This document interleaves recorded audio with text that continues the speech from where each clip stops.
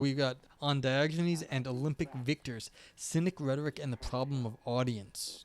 Well, that's exciting. And for those, well, you already got the links in the chat. We'll have more links later if anyone asks. Okay, so 14 pages, single spaced. I'll live. Let's just quick look. Okay, we're okay. Diogenes of Sinope was famous for his confrontation of and resistance to social norms and expectations. One likely apocryphal story of Diogenes is his exchange with Cicermos, the Olympic champion of the Pancration. On one hand, the story has the standard cynic themes. Diogenes openly spurns the pretensions and pathologies of civilized life and makes the case that a life without them is happier. In short, he argues that Cicermos' Olympic victory is not a worthy achievement and that he should pursue cynic values instead.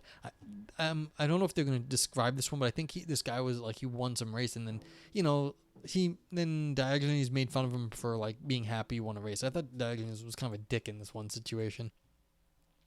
Okay, on the other hand, the story breaks with the standard cynic themes. First, instead of the confrontation being gestural and physical, it is intellectual and dialectical, more like a well-run Socratic dialogue than Diogenes' usual chaotic interventions.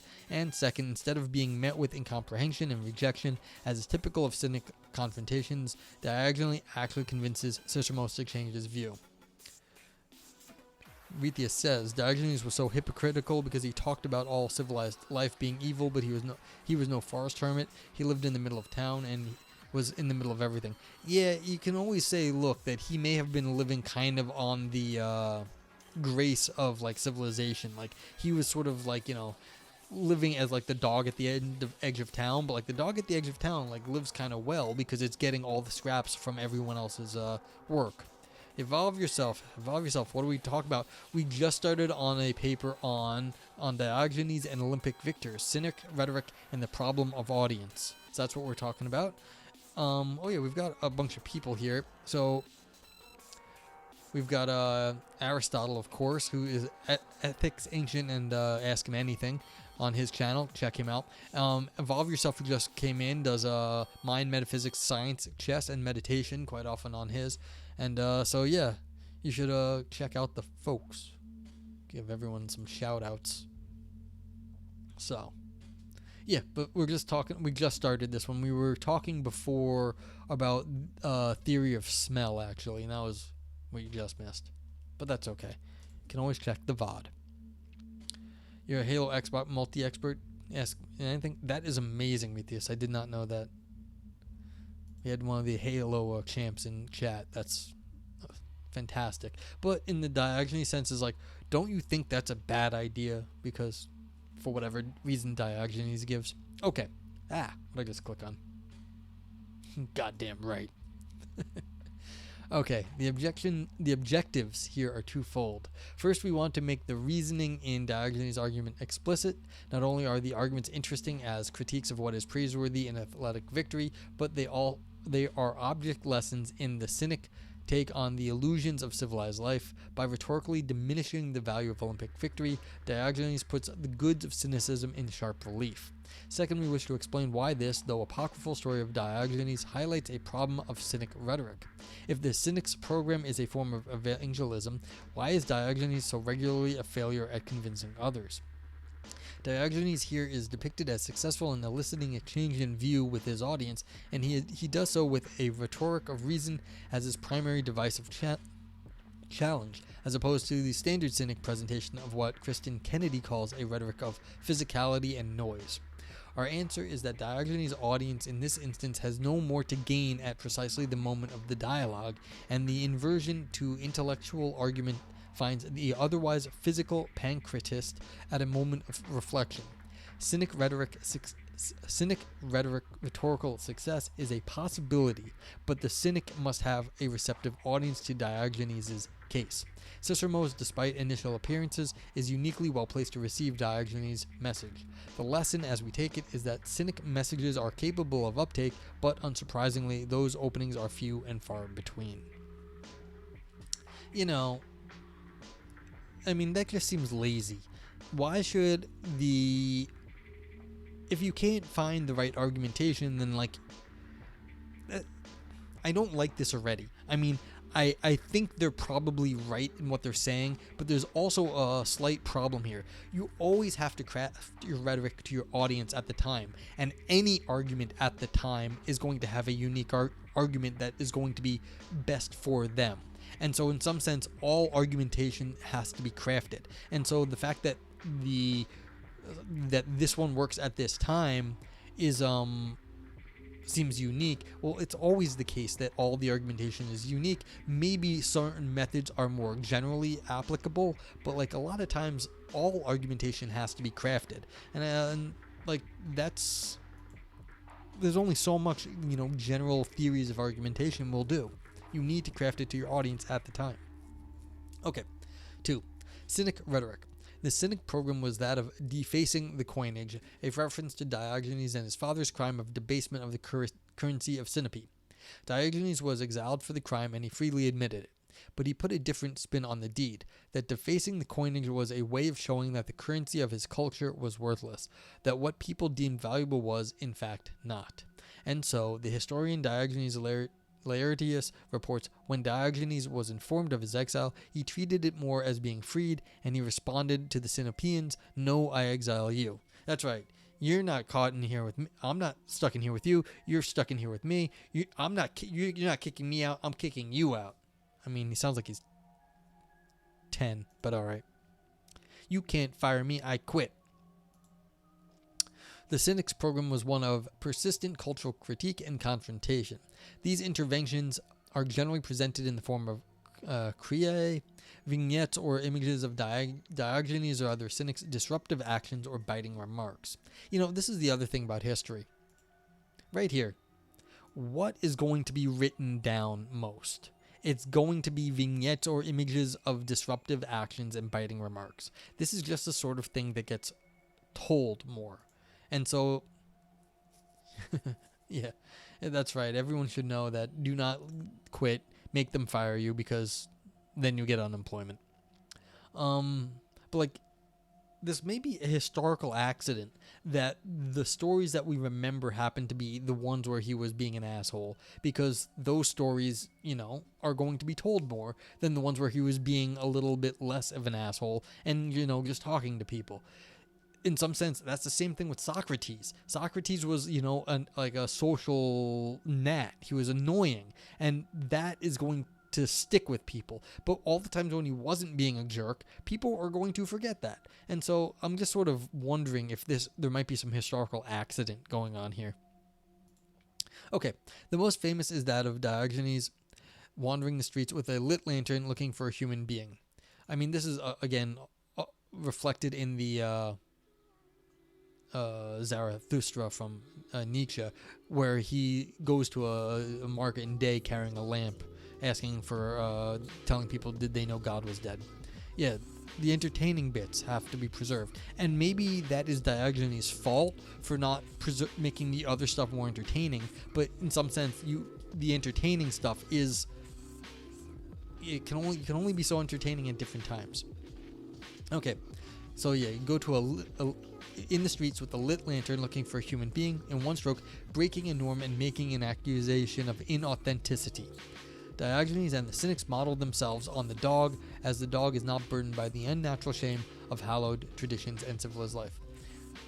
Valpo says Diogenes, famously lit. And to tell you guys the truth, the model of Nietzsche going to the market and being like, God is dead, that was one of the reasons I was like, if I'm going to read philosophy, where am I going to read philosophy? I'm going to go where people are not reading philosophy, and that is on Twitch, where people are playing video games. I was like, the modern market, well, where's the market of ideas right now? And it's where people are talking live, and that's Twitch. And I was like, I'm going to go to Twitch, people playing video games and chatting, and I'm going to read philosophy there. And so, like, I kind of did some little bit of cynic Zarathustra thing in doing philosophy roulette.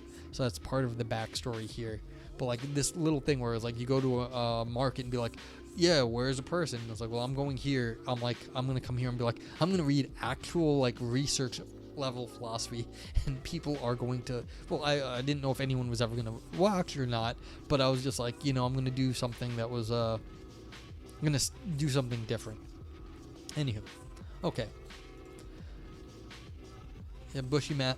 I once did have a mustache a long time ago. Actually, I think I was like in philosophy roulette, like 70s. I had a mustache. I might have had sideburns too.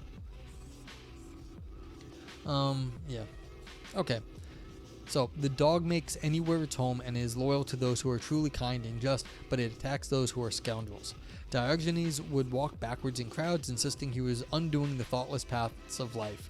And when people would laugh at him for being so obtuse, he said he cared not for the braying of donkeys. He trained himself to need next to nothing. He would embrace bronze statues in the winter, and he would roll in hot sand in the summer to inure himself to the elements. He lived in an empty wine cask, and his only possessions were a doubled cloak, a walking stick, and a leather wallet.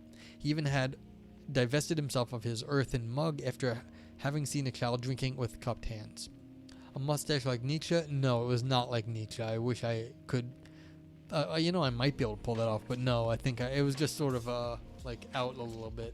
I let my beard grow out, and then I had shaved off the bottom, and I just left the mustache for a few days. I should go find a picture somewhere.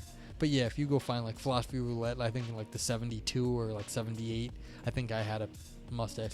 I had a mustache back then. It was pandemic times.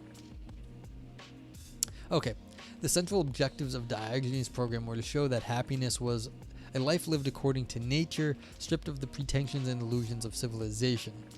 This life, according to nature, is one of independence and requires a significant degree of self-mastery.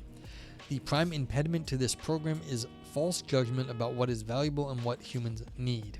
When told that Athens is an expensive city to live in, Diogenes responded that this is so only for those who desire the expensive things there, but one may live well on barley cakes instead. The Cynic project was that of breaking the spell that being civilized has cast upon us. And this spell breaking often requires intrusive acts. Here the dog's loyalty shows itself, as the dog bites not only enemies, but it will bite and pull on friends so as to save them from dangers. Two features of Cynic rhetoric are worthy of note along these lines. The first is that the Cynic's style is not simply confrontational and disruptive, but it is regularly gestural and physically intrusive. As Kristen Kennedy terms it, Cynic rhetoric is comprised of hit-and-run tactics focused on actions premised on freeing us from cultural burdens. Hit and run, these are nowadays they're called gotcha questions, but I think this is unfair. They're more demonstrations. And the old sense of a proof is that it is a demonstrated, quod erat demonstratum, what was meant to be demonstrated. You are demonstrating stuff. You are not arguing, in some sense, in an abstract thing. You are demonstrating something. You are showing. You're not saying, you're showing. And so, I'm less, the idea that, you're going to come in and disrupt something, I think it's more of a less say and show, don't say sort of thing. So, okay, Diogenes ate, defecated, and even masturbated in public, and he argued that these acts, as natural, could not be truly shameful or bad. These crai paint Diogenes, as Bracht Bahnman observes, continually at odds, often physically, with the social world around him. His manner of instruction in these interventions was not of lengthy refutative discourse, but direct and intrusive physical confrontation. That's an important concept in poetry as well. Oh, interesting. Platonic dialectic by Diogenes Light was a waste of time. In contrast, he offered a shortcut to virtue in living on little, desiring less, and openly spurning conventional values. There was I was reading something by Chalmers, who is arguably a very, very excellent philosopher, where he was saying that he was told at some point in his life that great philosophers show, they don't argue. And he was saying, I like my arguments though. And then the next line was, but look, I understand there's a modus tollens here that means I may not be a great philosopher, but he says, I like my arguments. But there's a question, what exactly are you doing when you are arguing? Are you arguing with arguments? Or are you arguing by showing people things that are wrong with their world or their worldly view? And so in some sense, the idea of physical confrontation, I find again this use of physical very strange. I don't remember any stories where Diogenes struck somebody, but he definitely there's the old Salvatore Ambulando, where someone was arguing. I think what was it? One of the philosophers of that says nothing moved, no change. He says, well, I'll prove it to you, and he got up and he walked away. So it's like he was demonstrating. Yes, it was a physical thing, but he was not confronting them. He was demonstrating a counterexample by physically doing what they said could not be done. He got up and he walked away. And so it's like a Zeno-style argument where you couldn't move or anything. There was no motion. Actually, I don't think it was Zeno. I think it was one of these all-is-one philosophers, Anaximander, one of their Eleatics. Yes, I think that's right. Parmenides, yes, Parmenides. I can't remember things, streamer brain. But, yeah, but it's like the question of why is it physical, this description of physical confrontation, again, I'd call it a demonstration, like physical demonstration or like actual demonstration. It's a speech act. It's not speech, it's a speech act. So, yeah. Aristotle says, so it is, Parmenides, he's your boy? Okay, yeah. So is it these demonstrations have propositional content in ways that physical confrontations don't? Physical confrontations could have propositional content, but it seems that Diogenes is doing more when he got up and he walked away, arguing against the follower of Parmenides, saying that you can't move. Well, he says, here, watch me, and he gets up and he walks. And it's like, or they emphasize the locutionary versus the illocutionary or perlocutionary. So it's like, yeah, well, I don't know exactly how to break it down in like philosophy of language terms here, but like the idea that what they're doing has propositional content. Everything you can always say has propositional content, but it's like, where is the motion? Where is the demonstration here? I'm saying something super cool. Well, it's hot, so I'm saying something very hot in here. The emphasis is, again, it's the demonstration. This is my logic coming out. Like, where is the physical demonstration of the, not physical, but like there is a demonstration in a sense of like an empirical, not even empirical, it's pragmatic demonstration. Is kind of where I'm going. That you have to actually have something in the world that shows what's going on here. And so that's what I think is going on. It's that you're not talking about the conventional arguments. You're showing something in the world that is going against or pushing up against what the person was saying. Okay. Platonic dialectics by Diogenes Laertius was a waste of time. In contrast, he offered a shortcut. Oh, I read this already. The Emperor Julian later quotes Diogenes, "It is not from barley eaters that tyrants arise." Yeah, well, I mean, poor people don't become tyrants because they're poor, but like that's part of the thing is, I guess the point is that the people who are staying close to nature, they're not like, the people who are not part of like the governing class, they don't become tyrants. Kind of like Moore's argument for free will. Jeez, I'm forgetting more. Now I feel like a bad analytic. I am forgetting Moore's argument for free will. But yeah, I can't remember Moore's argument for free will. But like, yeah, you'll have to remind us of all of yourself. But thank you. Yeah. So reasoning that it is training and desiring only the minimum, can we resist temptation to vice? I don't know. If you are desiring only the minimum, like an aesthetic, are you resisting the temptation to vice? There's always these religious people that go overboard on their religion too. But like they don't go into eventually the political power does not usually align with that, but I don't know if that's actually the case. There's people who become very powerful religious people that claim they only desire the minimum, but then they still seem to get a hold of it. Luis Navia calls Diogenes a hard pragmatist. Yeah, and see, this is maybe my interpretation of Diogenes. On this front, as enacting the virtues is the only way to show them clearly and inculcate them. Intellectual work on virtue is only a painted figure merely representing work when real work must be done. Alright, Moore said something along the lines of, here's how I am now free. Here's how I am now. Free will exists. I want to move my arm, and here's me moving my arm. Oh, okay. Yeah, so this is just, here is a hand. Here's me moving my hand. and then it's pushing the burden of the argument onto someone saying, well, you're not, and why. But that's all talk because he just did it in some sense. Now you have to just claim that he didn't do the thing he just said, but it's like, yes, it's a demonstration in that sense. That's exactly, I think you're exactly right. And I don't I don't do the things in terms of free will. I do it in Moore's argument that the world exists. Here's a hand, the demonstration here, and therefore hands are external objects. Therefore, the external world exists because external objects exist. And so it's just funny the difference in like the exact same argument, but I just remember it differently.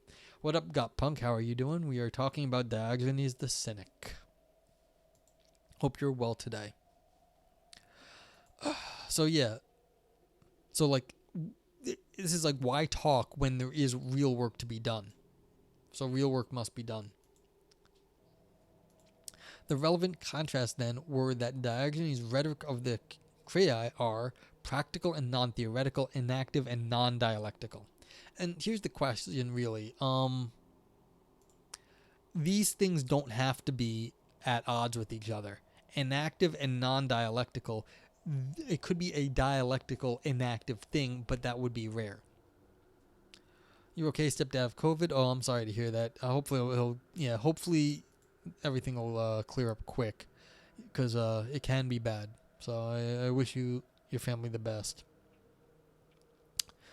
The second feature of Diogenes' rhetoric is to note that it was famously ineffective at eliciting agreement. Diogenes begged from statues, saying it prepared him for rejection. And when he did communicate with those from whom he begged, it rarely went well. He was once met with the challenge that if he could convince a man to give him some coppers, he could have them. Diogenes responded, "If I could persuade you of something, I would persuade you to go off and to kill yourself." That is this is kind of hardcore. He's like, I ain't gonna convince yourself. If I could, I would tell you to go kill yourself. That's pretty bad.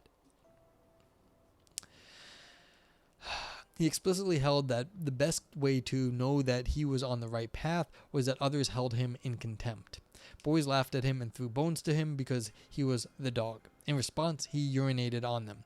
In fact, in almost every case of Diogenes' rhetoric, it is deployed against an unapproving, unmoved audience. Diogenes' program was a kind of evangelism, bringing the good news of the shortcut to virtue, but it rarely had any takers. There were followers of Diogenes: Monimos of Syracuse, Xenides of Corinth, Onesicritus of Aegina, and Crates of Thebes, but we are given no account how they were converted. Diogenes Laertius attests that Diogenes had extraordinary persuasive power so that he could overcome anyone with his powers. But we are given few accounts of anyone actually changing their minds in light of what Diogenes says or does. No one is reported to be moved by Diogenes' stunt of defecating publicly and analogizing his work in that act to Heracles' labor of cleaning the Augean stables of their excrement. In fact, most Crei are best appreciated as instances of Diogenes eliciting stunned silences from his audiences at best. Again, what I'm thinking here is that these are the sorts of things that get written down by other people. No one is interested in that, and then they had a discussion and everyone was in agreement at the end. Is one of those things. It's just like, if you argue well, people don't know that you've argued. This is one of these things I also say a lot of times during Philosophy Roulette. If you are thinking something, it's because the author wants you to be thinking it. This is what effective things are. It's getting you to agree with them and you think it's your idea. But that does not show up in visitor reports. Visitor reports, like news, needs excitement. They need, conflict. They don't need everyone being happy and being like, oh, you're right, Diogenes. That all makes good sense. All right, we all agree with you. Let's move on. That doesn't show up. So, I'm just worried that we're getting a biased history here. Especially if Diogenes Laertius says that everyone actually did think he was very persuasive at times. Yeah. If people getting upset is very good for certain purposes. it's not always what gets reported on or what it's like one of those things where you see a person in the news or like they have a public character, and then you meet them in person and they're like really different. It's like, yes, they have like a public appearance, but like in person they aren't exactly the same. And so it's like when you're on one-to-one with them, it's not the same experience. So it's like, this is kind of what I'm worried about, especially if like people are also saying that Diogenes had extraordinary persuasive powers. Okay. One remarkable outlier to the general trend of Cynic rhetorical failure is Diogenes' exchange with Alexander the Great. Alexander arrived at a cypress grove on the outskirts of Corinth to find Diogenes basking in the sunlight. Alexander stood over him and said, "Ask of me whatever you wish." Diogenes simply responded, "At present, you should stand out of my sun." Alexander was impressed, as he was used to others scraping and bowing for his favor. He remarked, according to Plutarch, "If I were not Alexander, I would be Diogenes." This success, of course, had only limited scope, as Alexander sees the insight and force of Diogenes' program, but he is not moved to change his mind or his life. Alexander is a victor, and he sees Diogenes' point about the hollow nature of such status, but he prefers to keep this status and the goods it offers, given that he happened to have them. Yet no one wants to. If you're fucking ruler of the goddamn known universe and your name like Alexander, you don't give that up. Like, everyone else might be better off as Diogenes, except for Alexander. He's the one guy that, like, he's king of the goddamn known universe. Like, why would he give up anything? But yeah. Of course, he sees the wisdom to be Diogenes and spurner of these values if he is not the victor. Cynicism, given Alexander's view, would be a good strategy for mitigating this thing of a loss. In short, Alexander's commitment is be a victor, but if not a victor, be a cynic. Yeah, that's fair. Like, if you can get all the goods that civilization has and you can like command them, then yes, civilization is like great. But if you're basically having to, scrape by in civilization, like most people nowadays, then maybe cynicism is actually a better way to go, because you're not going to suffer as much given the bullshit everyone has to put up with. Okay. The only instance of genuinely successful cynic rhetoric we have much detail of is Crates, Diogenes' student, with Metrocles of Maronea. Metrocles was a practicing Aristotelian who valued manners, the regard of others, and public standing. He had been selected to give a public speech, and in the middle of otherwise excellent presentation, he let out an audible fart. As a consequence, instead of being a man of standing, he had become a laughing stock. By Aristotelian standards, his life was ruined. Nobody would forget his flatulent performance. And what were we saying? We were talking about earlier, it was an olfactory plume. That's what we were talking about. Olfactory plumes. These were olfactory plumes. So Metrocles locked himself in his house and planned on starving himself to death. Crates the cynic heard of all this and brought a bowl of lentils to eat at Metrocles' door. They talked and Crates farted. He made an olfactory plume. Crates then explained in cynic fashion that it is natural to release air, so it is not truly shameful. Metrocles came out partly out of philosophical conviction and partly out of hunger to eat Crates' lentils and to become a follower of the cynic school. See, I mean, you come bearing gifts. Like, this is a demonstration. If you want somebody to do something, you have to give them something, and not just arguments, because you can't eat words. Well, you can eat your own words, but you can't eat words if you're hungry. You have to come bearing gifts. Like, you demonstrate, you show.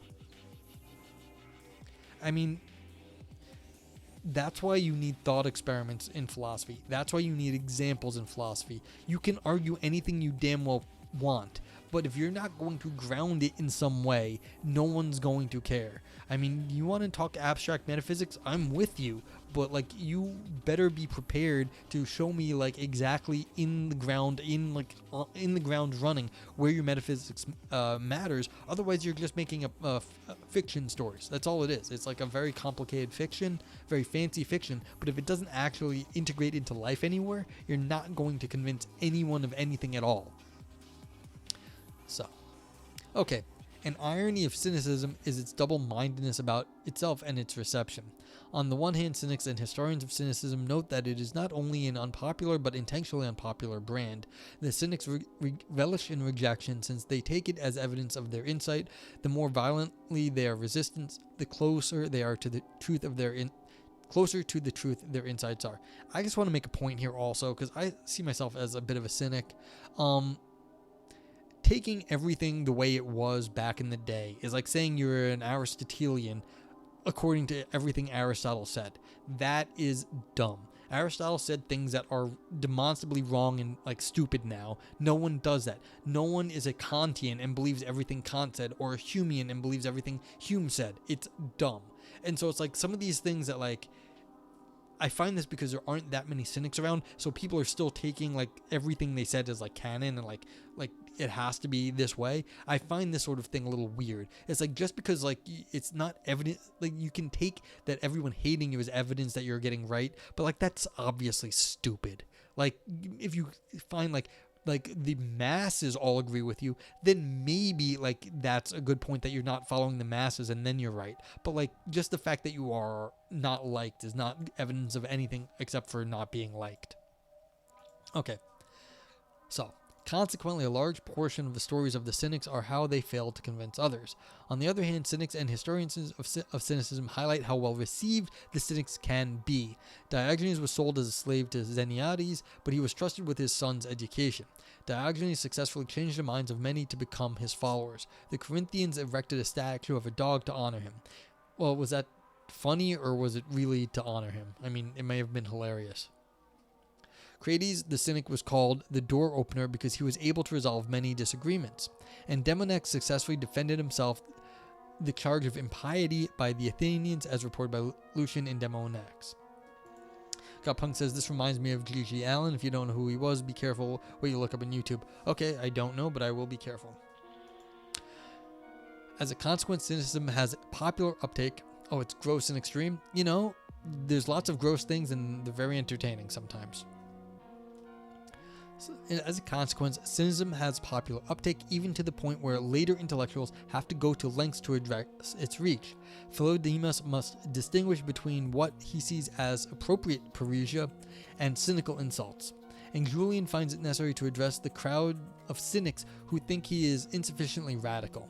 Our point is that accounts of successful cynic argumentation have a double valence for cynics and historians of cynicism, and this particular case with Diogenes and Ciceremos is unique in how starkly the contrast is made.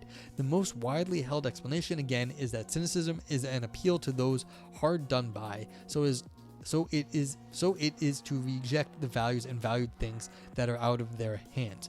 You know, this right here. The most widely held explanation, again, is that cynicism is an appeal to those hard done by, so it is to reject the values and valued things that are out of their hands. This feels like, who are the losers? The Stoic. This looks like a Stoic gloss on things. Just because there's more popular Stoics, and this is how they would see things, I don't see this as how a cynic would interpret their history. Aristotle says Gigi grew up in a secluded cabin in a harsh environment. Then he was part of a punk band. He would perform naked and even shit on stage. He died of a heroin overdose. Oh, interesting. Okay. Wow. Okie dokie.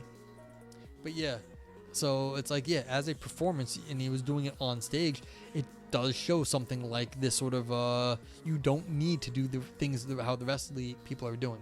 So I just want to say, like, yeah, this right here seems like a Stoic interpretation of cynicism. Yeah, well, people like fighting sometimes. So, like, it depends how they're fighting the audience. Was he really fighting them, or was he sort of, like, kind of fighting? So it depends on how it was getting done. Anywho, author says, in sum, it seems on this line of explanation, cynicism is an appealing program only to those with little or nothing left to lose. Yeah. This is, again, the Stoic line. I mean, but at least the author here is being, you know, they know it's only one interpretation here. And they're saying only on this line. Its good still rank second best to those of successful social endeavor. In the case of Metrocles, we see that the cynic appeal is greatest when he has lost in the game of social life. Diogenes is an exile and Metrocles is a living punchline. There are people who see the point of the cynic program who are society's winners, like Alexander, but they are not moved, or we have no account of how Diogenes converted them. This is why the case of Diogenes converting an Olympic victor is of such import. Cynicism's rhetoric is most appealing to the have-nots, so its success with those who have, and in fact have reached the pinnacle, is worth consideration. That's fair, but again, it feels like what I'm saying here is this feels like this might convince Stoics of what the good of cynicism is, but I don't like see.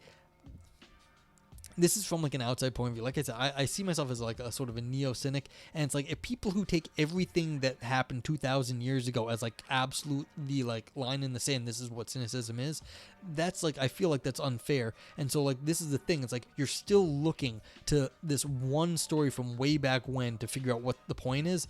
That's not actually a good way to do philosophy. Now, it might be a good way in this paper to do rhetoric. So I still think this is like a clever way to draw out this result as far as a paper goes.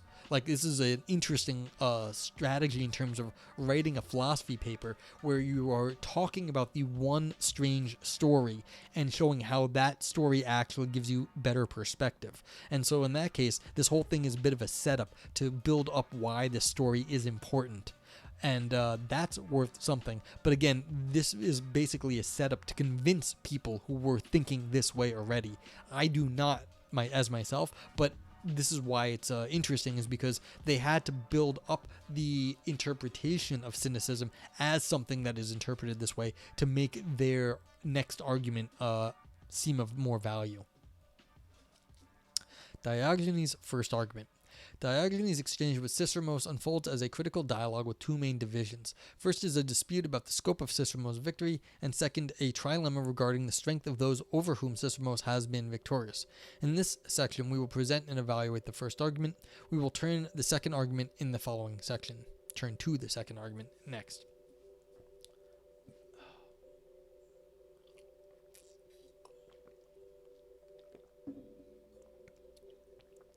Diogenes meets Ciceremos on the road after the Olympic Games. Ciceremos wears his victor's wreath, and he is followed by a cheering crowd.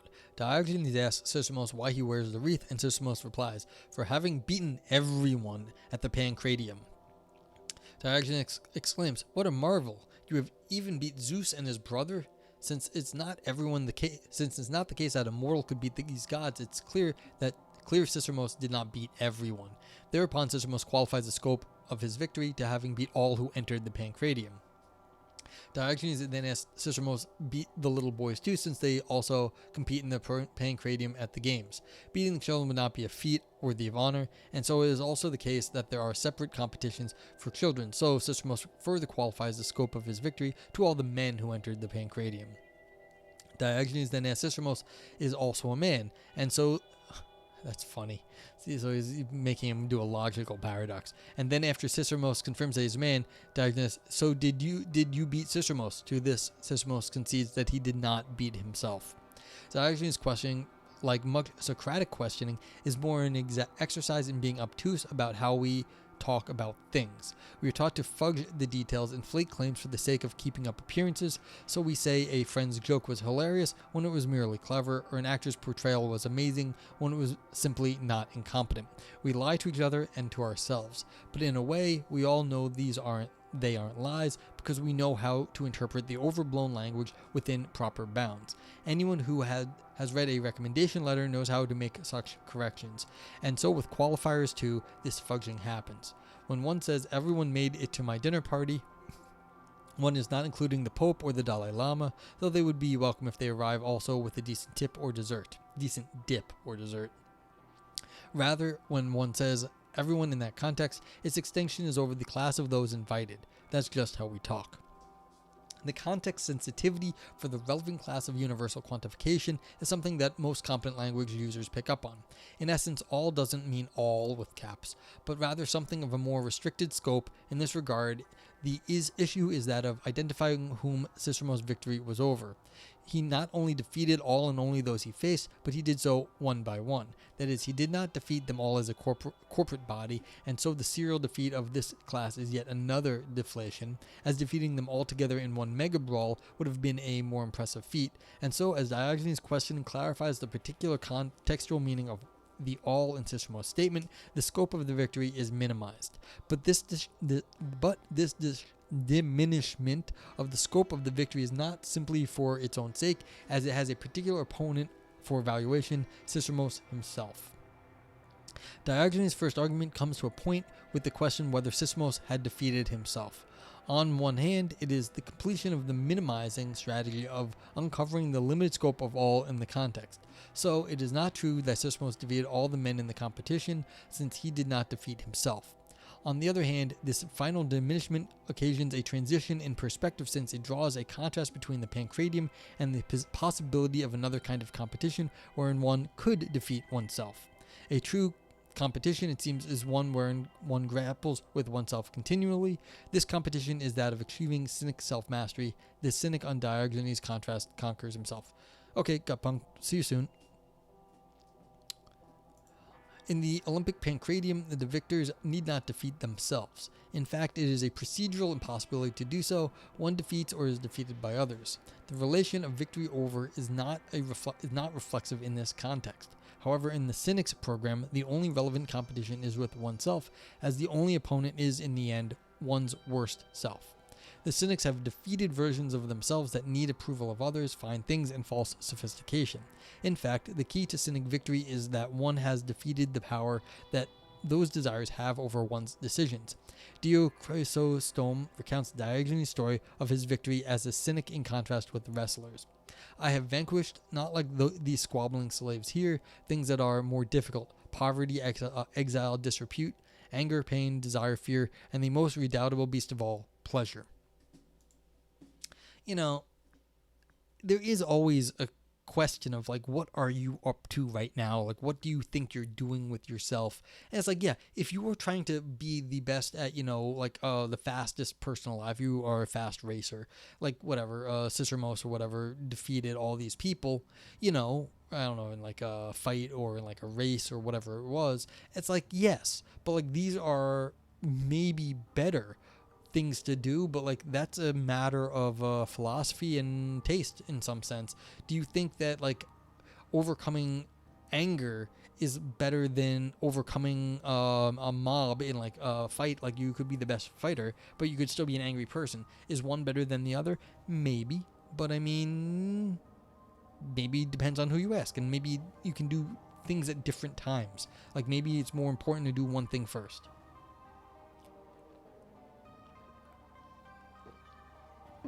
I mean, just because the Cynics put this above doesn't mean everyone need to put all these things, order all the goods in the same way that the Cynics do. So, it is a regular Cynic and Stoic paradox that the only person with complete virtue is wealthy, happy, or free. What? Wait, why would someone who is wealthy... It is a regular Cynic paradox that only the person with complete virtue is wealthy, happy, or free. Oh, okay. I guess virtue means you're wealthy, happy, or free. But like, yeah, that not necessarily money, just wealthy in some other sense. Okay. The notion of independence, autarkia, for the Cynics has self-mastery at its center. Being attached to wealth allows others to control you by way of your pocketbooks. Being tempted by pleasure makes one manipulable by comely bodies of others and succulent meals. And so, with athletes, a regular Cynic theme is that though they are victors over others in some domain of running or punching, they nevertheless are not masters of their own lives. Diogenes said of athletes that they excel in fighting and kicking, but they do not aspire to human excellence. When a wrestling victor could not keep his eyes off a young woman, Diogenes commented, "Our champion has been put in a necklock by this little girl." Yes. But again, like I said, multiple ways to getting to the ends. Some people need to get themselves out of like their situation, and punching other people in the face is how many people have, risen themselves up in the course of like the last century by becoming a champion boxer, and you make a lot of money, and then you can have more time to work on stuff. Not everyone can do everything in the same way. And to be fair, yeah, people will say like, oh, we got distracted by the girl. It happens. Like, that's gonna happen. Like, and that isn't always the worst thing. Now, is it, if you're constantly distracted by like someone, like pretty people, that would be a problem. But you know, like, this is the thing. The wrestling victor could not keep his eyes off a young woman. It's like, yeah, if the wrestling victor needed to do something else, then that is a problem. Is it always a problem to be distracted by pretty people? No. Diogenes' strategy with this first argument then is to be sophistical about the scope of Cicero's claim to have defeated all in the Pancratium. First, Pancrase, I think this must have been a fight. I think Pancrase is a fighting. It was an old fight league. Forgot about that. He deflates the extent of the victory, not over gods, not over little boys, not over all competitors as a joint body, not over himself. Hardly all then. Well, the problem is he defeated everyone that mattered at that time. That's really what the victory was over. And so that's the answer I always felt that Cicero should have given. I defeated everyone who mattered. The last deflation highlights that Cicero's victory was not over himself, and this is a point about the limits of the Pancratium as a competition. Victory over is not a reflexive relation in that context, but is in the context of seeking cynic victory. Thus, Diogenes' reasoning points to a truth beyond itself. In Cicero's case, what is determined isn't real victory. Cicero is missing out on another competition, one wherein victory over oneself is not just possible, it is the goal. And so what begins as merely an obtuse line of questioning about the scope of victory becomes a substantive point about cynic victory. Yeah, I mean, that's fair. It's like, why do you actually want to beat people up? I mean, why? Why do you want to beat anyone up? Like, what are you doing with yourself that this is a goal in your life, to beat people, like to punch them in the face? Like, why? Like, you might hurt your hand. Okay. Diogenes' second argument. After having identified the proper scope of those over whom Cicero had been victorious, Diogenes now asks about those men in the competition over whom Cicero had been victorious. Diogenes poses a trilemma regarding those competitors. They were either stronger than, weaker than, or equal in strength to Cicero's. Given that he bested them, they were not stronger than or equal to Cicero's, as he would have either lost to them or tied them, so they must have been weaker than him. That is how he defeated them. That is unfair. In fighting, there are two ways to beat people. One is being bigger than the other person. The other is being more skilled than the other person, which means you worked harder as the smaller person to beat someone who is bigger than you. So, now, you could have... That's a little... Diogenes, of course, could be like, well, did they work less than you? Then clearly you should have won.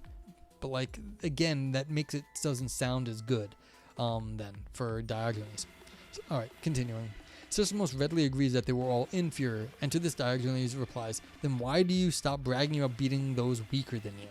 If victory in the Pancratium is simply triumphing over those who are weaker, what kind of victory is it? How could that be an accomplishment worthy of praise? Diogenes observes that anyone can defeat their inferiors, so Cicero's string of wins is no great feat.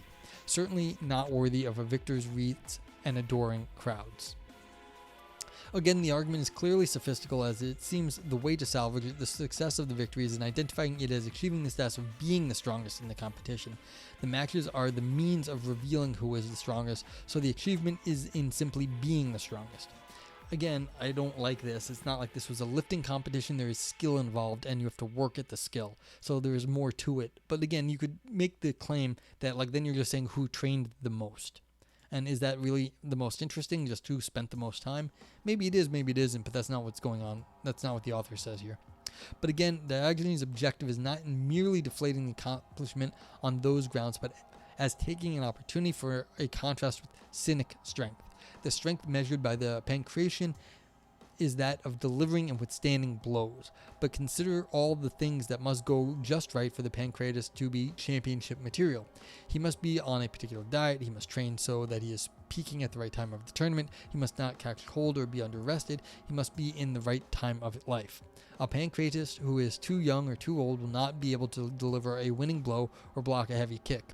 Diogenes even notes that very soon Cicero will be inferior to many of his rivals. Father Time is undefeated when it comes to that battle, so this strength of the pancreatist is fragile and fleeting thing. A bad night's sleep, a rotten oyster, or just an extra year can relegate the best to the weakest. In contrast, cynic strength is found in being brave to speak as one sees fit, to exercise parrhesia. Cynic strength is found in being able to thank fortune for any occasion, to be of good heart and never distressed, even in facing hard times. In one sense, the cynics admire the endurance that athletes acquire in their training regimens. Physical exercise can ease the way to attainment of virtue, since in it one learns to despise pleasure for the sake of attaining some valuable skill or strength. So this is the thing, like right here, like this is interesting, because Diogenes obviously is mostly in agreement with the athlete, actually. With what to do with how to spend one's time is not to be like, overly eating lots of food. It's like to be physically trained. Okay, so it is only that cynic strength lies in one's soul and one's capacity to endure, not simply in the muscle that can atrophy with age. When asked if he will take things easier as he grew older, Diogenes responded that, if I were running a long-distance race, would I ease up when approaching the finish line rather than strain all the harder. And that's interesting right here, actually, that Diogenes is using a sports analogy. It's like, again, this is the game theory. Like the theory of using games as an analogy for life. So, and again, demonstration, like an act of doing something as the demonstration, as part of the proof. Like, here's the hand.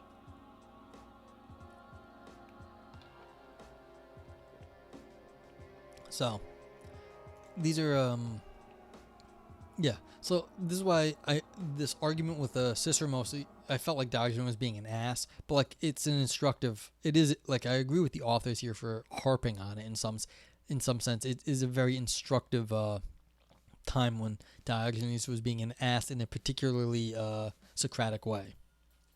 So it makes it accessible. I feel like this paper was written to convince the Stoics. Because there's a lot more Stoics out there, so I feel like this paper was written to that's who's more popular nowadays. So I feel like this is directed at them, and so like all these arguments are sort of with that in mind. That's the target audience here. Okay, again, Diogenes' rhetorical strategy is to open the argument with a sophistical critique of victory, but then to turn to a substantive contrast with cynic values. In this case, the sophistical argument is the trilemma of the strength of Cicero's competition compared to Cicero's own strength. The strength in this case of Olympic victory is then compared to cynic strength. That's a good insight. Thank you. The former is for one event and it is fleeting, and the latter is universal and it is stable. And importantly, the training for the former is a model for the latter. The objective for Diogenes and the cynics generally is to be the kind of person who can be excellent over the course of a life in all contexts, and Diogenes' contrast between cynic and pancreatist strength is designed to show this. The historian Diogenes Laertius tells a story of Diogenes coming upon an aged Olympic victor at pasture, now tending the sheep. Diogenes reportedly quipped, "How quickly it is you pass from Olympia to Nemea." So while Diogenes' reasoning trades on sophistical reasoning, it reveals the real contours of the question of strength by showing the limits of Olympic strength compared to that of the cynics. And I mean, it is a recurring theme in history, is how quickly the limelight will forget about both athletes, actors, people that were stars, how fast it will, go off of you. And so, again, I'd say, look, people have to, make the money when they can, but they should at least know that it's not going to last forever, because it never does. But it's still it's like I said, more than one way. You can't always do everything according to one path. And just because Diogenes was criticizing people, you don't have to go the way Diogenes said to get to the cynic conclusion, especially people will start from different places, and that's fine in this world. Okay. In light of these arguments, in contrast, Cicero tossed his palm branch to the ground, pulled the victor's crown from his head, and went off on his own way. He did on this story not become a cynic acolyte, but it seems he internalized Diogenes' critical line of thought. He dropped the trappings of his status and and leaves the adoring crowd. Cynic rhetoric succeeds in change of view and practice. And you know what? Cicero went out on top. You know? Screw it. He won, and he may have realized it was all downhill from there. And then he may not have become a Cynic acolyte, but he may have realized this was the best time to get out. Okay. Cynic rhetoric and audience. The two distinct features of Diogenes' exchange with Cicero again are that Diogenes' case is dialogical. See, it was dialogue and logical, and he is successful in changing Cicero's view. Cynical rhetoric is usually bodily, gestural, and confrontational in its form, and I'd say it's like a demonstration. It's more this dialogical stuff. See, this is weird because it's this dialogical things. It's a demonstration. It's not body gestural. These are methods, all right? But like the thing is, it's a demonstration, and that you're just using things differently. As Derek Kruger puts it, Cynic rhetoric uses bodily functions as a language of protest. And Peter Sloterdijk captures the figurative nature of the gestures by noting that Diogenes literally shits on perverted norms. And it is important to note that Diogenes' interventions are overwhelmingly ineffectual, prompting most to laugh with incredulity or react with violence. No! This is what's killing me. This is, again, prompting most to laugh with incredulity or react with violence. This may have been the fucking point. It looks like it was successful. It's not. This is the goddamn point. Is that he made the other people do things that they didn't want to do. And this is exactly the point. If you are trying to show that they are not the civilized idiots that they claim they are, that you're going to laugh like an idiot or become less civilized, then if you're going to fight with a pig, you're just going to get dirty, and that may have been Diogenes' point. Misclick. Okay, so what makes the exchange with Cicero different? A facile answer might simply be that the letter recounting of the story, as likely apocryphal, is a product of a mind only marginally part of the cynical program, perhaps a literary cynic in the mold of Lucian's satires. And there is a grain of truth to this answer, as the imperial reception of cynics was, taking Lucian and Chrysostom as representative, more argumentative, and dialectical. In the end, in the critical mode, cynics of this period are represented at their best, as Philip Bozeman takes it, as arguers. The cynic uses rational argument to expose logical inconsistency and does not mind where the argument originated as long as it is reconcilable with common sense and his own basic tenets. That is, the cynic tradition's primary mode of instruction with the moral exemplar enacting virtues and confronting vice in the Creae is paralleled by a newer tradition of critical cynicism in the imperial age. The critical cynic argues, identifies hypocrisy and contradiction, and corrects moral errors. Lucian's cynics are bold and relentless critics. Considering the diminutive cynic little dog of Zeus refuted, presses the problem of evils and puzzles of fatalism in the face of divine offense. And Chrysostom's representation of Diogenes too follows a more distinctly Socratic argumentative mode, arguing with race winners from the Olympian Games that though they beat humans in the races, they could not best rabbits or deer. The imperial cynic was a more dialectical cynic. However, even if there are historical contextual reasons for the more dialectical picture in Diogenes in letter 31 to Phaenilus, the question remains, why is Diogenes' performance represented as successful? Diogenes' failure to bring others around to his view is not only consistent, but it seems was a point of pride for Diogenes and his fellow cynics. It would be a kind of self-undercutting result if cynicism were to be a popular and easily sold philosophical program. Yeah, there's a big difference between being easily sold, like it being a philosophy of the masses, and being completely hated.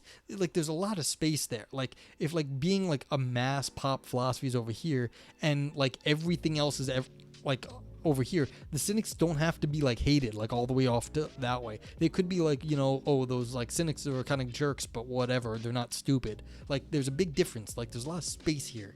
So it's like the fact that they were saying, "Oh, we're right because we're not the popular masses," that doesn't seem like that doesn't rule out them being actually well respected.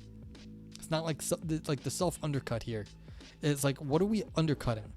Just by being like somewhat popular. If you're the mass popular, then yeah, then you could maybe say, look, you're McDonald's. You're not like you may not be terrible, but like you're not going to be like high end food, like you're fast food.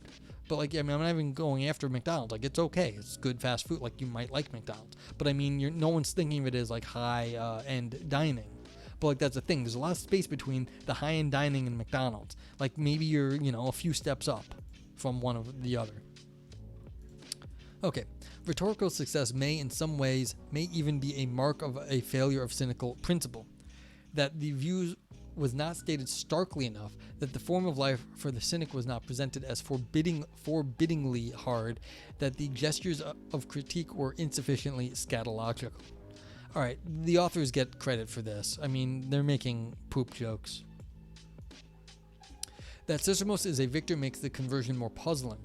The conversion of Metrocles was occasioned by his fall from grace, and though Alexander sees Diogenes' point, he says he'd be Diogenes were he not Alexander. In essence, he'd be a cynic were he not a victor. So cynic rhetoric success seems predicated on a conditional. If not a winner or victor, then one is amenable to cynical appeal. Sistramos is an outlier to this pattern. Were he, say, to have lost in the final match or lost all his matches, or more like Metrocles violently farted in the midst of intense grappling, then Sistramos would fit the pattern. But he is the victor, resplendent with his Olympic wreath and followed by supporters, yet he is convinced by Diogenes' arguments. Yeah, 10 and 10. Absolutely. Again, I take a thing. Were he not Alexander? Alexander is the ruler of the known universe. There is a lot of space here between being a victor and being Alexander. Like, there's a difference between a victor and Alexander. Alexander is basically a god. Like, he is the ruler of the known universe at this time. All of the known world, as far as I understood, what they understood of the world. It's probably not true. But basically, he's the ruler of, everything. You could still be a victor and not be Alexander. So there's a lot of space in here. If you're in Alexander's position, you're not going to give up your position. There's a lot of space. And, Sistramos is in some of that space. So it's okay. Sistramos is a victor. So the idea that, we're taking Alexander as the typical victor is not right. There's a big difference between, being, a college champ, maybe, a Olympic champ, and being Muhammad Ali. Muhammad Ali is not the same as being, someone who has a silver medal or a gold medal in one of the Olympics. There's a big difference there. Okay. One needs not only the right audience, but the audience at the right time for rhetorical success. Well, that's true. That's always been true. Sistramos, not the preferred audience for most cynic critique, was at exactly the right time for Diogenes' message. Consider Diogenes' reasoning at the close of the second argument, that though Sistramos proved himself the strongest, that position is tenuous and temporary. And I bet Sistramos wasn't an idiot, and he knew how fleeting fame and power was. And he was probably worried about it. This was the high point to go out, and Diogenes kicked him when he was kicked him into it. Good for you, Diogenes. Again, the image of Diogenes finding the retired Olympian tending his sheep later in life is powerful. What skills, what virtue is our hero cultivating so that when his arms are not quite as strong or chest so stout, he can still be satisfied with his life? Upon winning the final match, your champion has a philosophical moment befall them. Many find themselves thanking some divinity for their favor, others speak of their legacy or how they persevered, but all ask whether they can do it all over again. They pause and query whether they are prepared for the next rounds of training and tournaments with the rigors and challenges. And now things will be different. The competition will be keen to knock off the reigning champion. And the adoring crowds now are mostly hangers-on, only conditionally friendly, waiting to witness and savor the fall of a champion. Surely this will be revealed by a loss in the ring. Probably, like Alexander, Sistramos found Diogenes' directness refreshing, as being surrounded by yes-men gives one the sense of being alone amidst people who are friends in word only. Diogenes' dialectical strategy, given this background, is then the more appropriate strategy. Sistramos is at a point in his career when reflection is precisely the activity of the moment.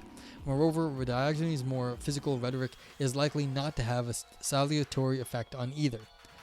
Sistramos would easily best Diogenes in any physical confrontation. A repeat of Diogenes absconding with the Olympic wreath with the runners at the games, as reported by Demetrius, is highly unlikely.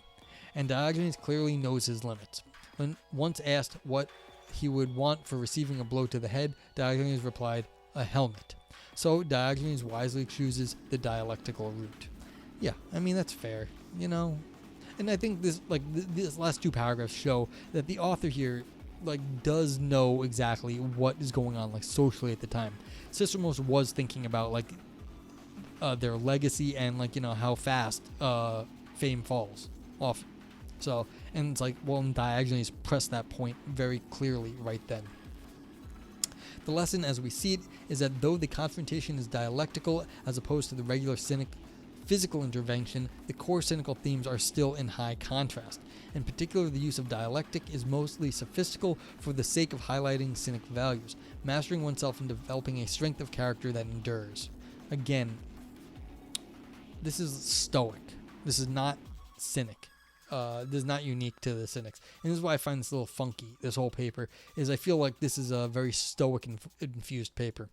But the problem with the Stoics, of course, is that they don't have people like Diogenes. And so it's hard to write about that. The surprise of the exchange is that Diogenes is not only an eliciting assent from Sistramos, but Sistramos as Olympic victor. Cynicism is an easier sell to those suffering the sting of defeat, not savoring sweet victory. However, our take on this is that Sistramos has reached a philosophical point in his post-victory life wherein he asked the point of it all, and Diogenes has caught him at a point where he is most receptive. Yeah. So this may be true in general, that cynicism is easier to sell to the people who are down and out. But the question is, when those people are looking for something, and when someone's distracted, savoring sweet victory, they're not really looking for anything. And so it's always harder at any point to convince anyone of anything when they are, preoccupied. And so, again, this may not be fair to the cynics because this is just the way it is in general anyway. I mean, you have to get people who are looking for something to want to go read philosophy. People know I do philosophy, and so I get asked, well, what should I go read? I say, well, philosophy is extremely big. I can't tell you what to read. There's too much of it. This huge. And so they say, well, I always ask them, well, what do you want to read? And then they get confused. They're like, well, I don't know. I'm like, well, what are you interested in? Because there is no point in reading philosophy if you are you don't know anything at all about anything that you're interested in. But that's the point. People ask. At that point, then you can talk to them about philosophy. If you go out there preaching with trying to preach in the street, a street preacher, you're going to be one of those street preachers, and you're going to be treated as such, basically mostly ignored, except by people who are looking for it. Now, of course, there's the fun one with Diogenes and the lamp looking for people, saying, "Are you human?" I'm looking for a person. But that's a different sort of thing. That is poking fun at the people, going out there, getting them to be like, wait, you don't making any sense. That's a different thing. So, okay, last paragraph. The takeaways then are along 3 lines. The first is that though Diogenes' arguments are sophistical, they are designed as disruptions of uncritically accepted social norms, and particularly those of holding victory in athletic competition as valuable. The second is that the contrastive case for cynic victory over oneself and one's habits of craven busyness is the point of Diogenes' challenge. This is the true victory. The third is that the carapace of socialized habit has weak points. A regular cynic strategy was to sell cynicism to those who had failed in the race for social status, but there are other opportunities for cynic rhetoric to be successful, even with those at the pinnacle of success. Yeah. So I don't know if you have questions. I mean, I think it's a very nice paper in the sense that it did what it set out to do. It didn't bite off more than it can chew. It basically said, look, this is how this argument worked. This is an interesting argument. I got the sense that basically this could have been written this didn't need to be Cynic. I thought this could have been just as easily a pro-Stoic paper, because the conclusion wasn't inherently Cynic. It was really, you need to talk to people when they're ready to listen to you, which is fine. Like, talk to people when they're reasonable, but like sometimes you can find other ways to do it. The second is like,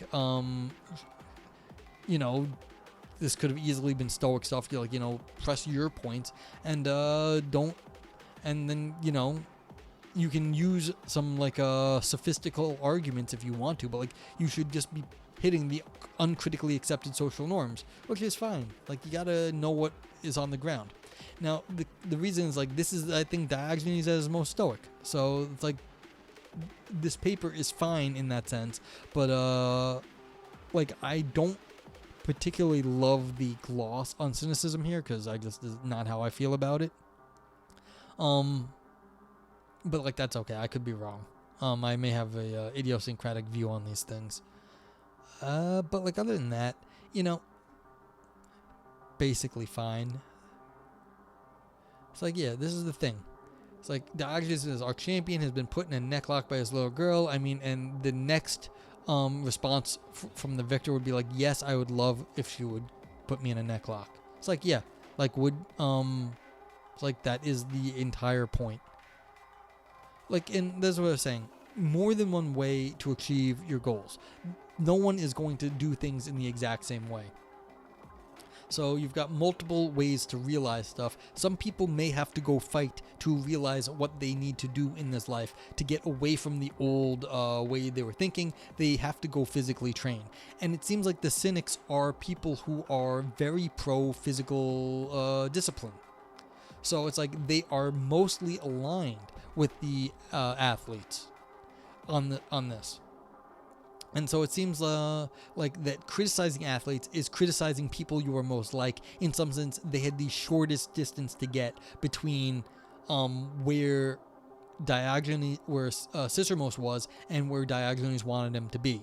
And so in some sense, maybe that is part of the point too, is that this one time when the person was actually not that far away from the Cynic point of view, that a little bit of rhetoric actually was all he needed to push him in the right direction.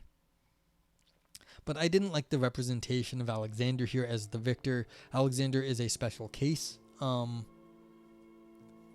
Again, like, it's like saying the president of the United States is someone who is politically successful. Yes, that's true. The president of the United States is politically successful, but there's a lot of people who are politically successful. Like, being the president is something different than being merely politically successful in the United States of America.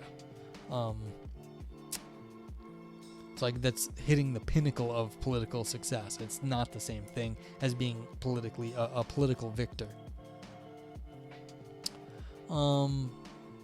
Yeah, and then again, the stuff at the beginning when I was arguing about what is it when all these historians are talking about this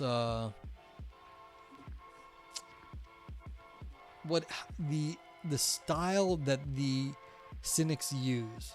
I take a little bit of offense to this. Hit and run tactics, that seems unfair. Again, physical confrontation, I don't remember Diogenes punching anyone. Intrusive physical confrontation, did Diogenes really get up in people's face? He did crap himself, but like, is that intrusive physical confrontation?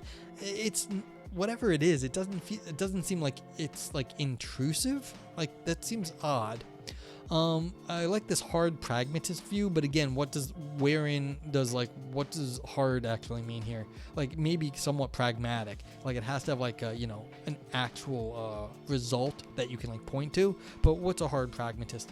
Enacting the virtues, yeah, but like a lot of people have to enact virtues. So does Aristotle. The only way to show them. I don't show them clearly. It's like, maybe is the only way to show them. But that's clearly not it. I mean, it's just maybe the best way, show, don't tell. But again, it's like, this is not entirely clear on how the Cynics are acting. And so I guess I've always had problems with this. And this is not a criticism of this paper at all. or even these authors. This is just me venting on things I don't like in the way cynicism is represented or has been represented.